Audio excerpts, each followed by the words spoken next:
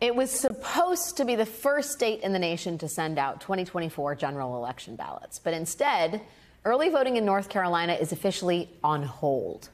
That's because the state's Republican-controlled Supreme Court has granted third-party candidate Robert F. Kennedy Jr.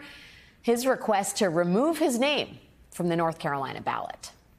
Now, the Republican justices on the court granted this request, even though it came 5 days after the state's official deadline. And as a result, nearly 3 million ballots that were already printed must now be destroyed. And that is forcing election officials to miss a key deadline mandated by the state and to scramble to meet another deadline mandated by federal law. The court's decision will shorten the early voting period in North Carolina, which is going to affect thousands, potentially millions of voters, including those who attended Kamala Harris's massive rallies in the state yesterday. But there is someone who will likely benefit from this: Donald Trump, who now no longer has a third-party challenger on the ballot and who is currently tied with Kamala Harris.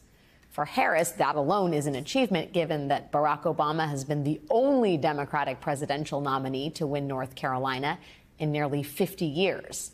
The Harris campaign believes that it, too, has a chance to win the state, but only if people can actually vote.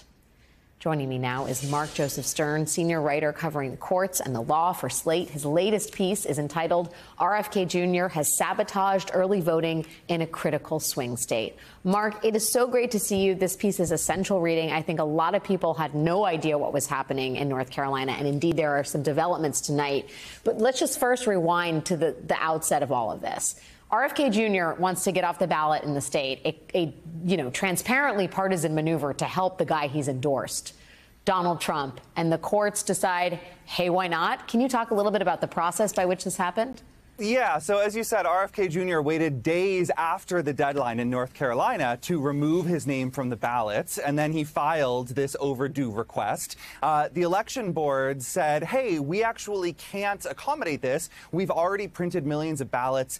We've designed more than 2,300 ballots for every individual county and locality. We have to send them out under state law by September 6th. It will take us like 23 days at least to do this, so we just can't accommodate what you're asking of us. He went to court and secured a 4-3 decision by the North Carolina Supreme Court. That is a court controlled by elected Republicans who issued, I think, a lawless and rather shameless decision accusing the election board and the state's very hardworking and underpaid election officials of engaging in misconduct, of attempting to undermine RFK's request because they didn't somehow read his mind and anticipate earlier that he would seek to withdraw his name from the ballot. And so the state Supreme Court effectively ordered the state board of elections and every county board of elections to violate the law, to violate state law, which requires unambiguously that these ballots start going out by September 6th, to destroy 3 million ballots, as you said, to redesign more than 2,300 ballots,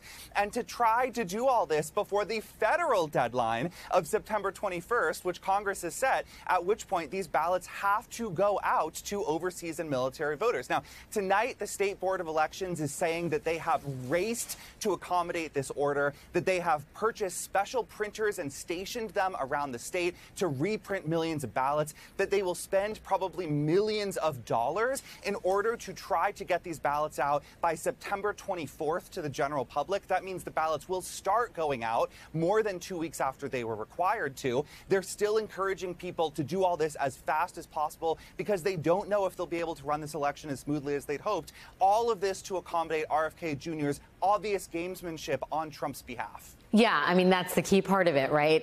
I believe in Wake County alone, it's going to cost $300,000, $55,000 in Durham County. Election workers are going to have to work through the weekend to, again, accommodate RFK Jr., a proxy for Trump.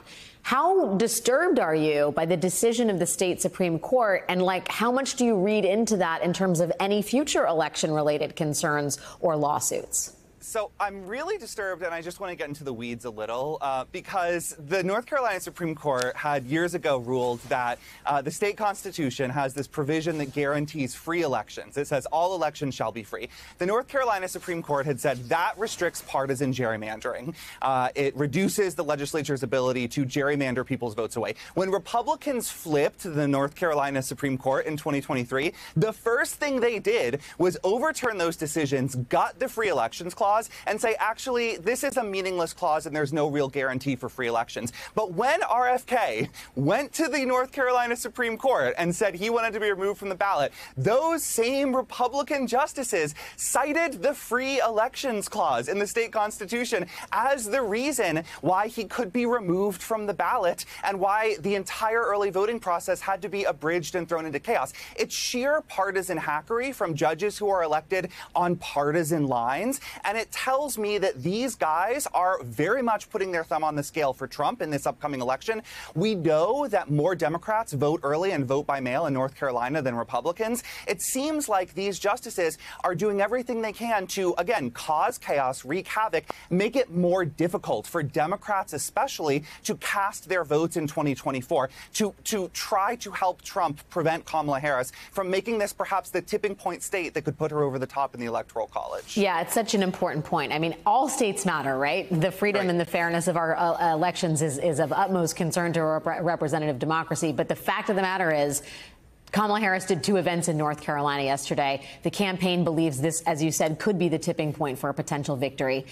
And it's not the only state where this kind of chicanery, which is probably being euphemistic, is underway. Can we talk a little bit about what's happening in, I don't know, Nevada or Pennsylvania? Do you have thoughts on the efforts going on in either of those states? Yeah, 2 other crucially important states. In Pennsylvania, Republicans are fighting hard to require the nullification of mail ballots that are dated incorrectly, a minor error that shouldn't really matter. The state Supreme Court today said we aren't going to decide that issue yet. That leaves it as kind of like a bomb under the table if that election is close. And in Nevada, one of Trump's own lawyers is representing Jill Stein, Green Party candidate for president, asking the U.S. Supreme Court to put her back on the Nevada ballot after she was kicked off. No big mystery, Alex, why a Trump attorney would be representing Jill Stein here. Again, chicanery is the right word. This is all efforts to reduce Kamala Harris's margins, right? To ensure that in a close election, they can either flip it toward Trump or, if it still goes toward Harris, to claim that there was fraud or wrongdoing and deny the legitimacy of the results. You're telling me that Trump doesn't just want to have an open system where third-party candidates get their due and get their voices heard? I can't imagine. Mark Joseph Stern, everyone should read your piece. It is alarming, it is disturbing, and you need to know what's happening at the state level as we head into November. Thanks for your time and writing, Mark. Thanks, Alex.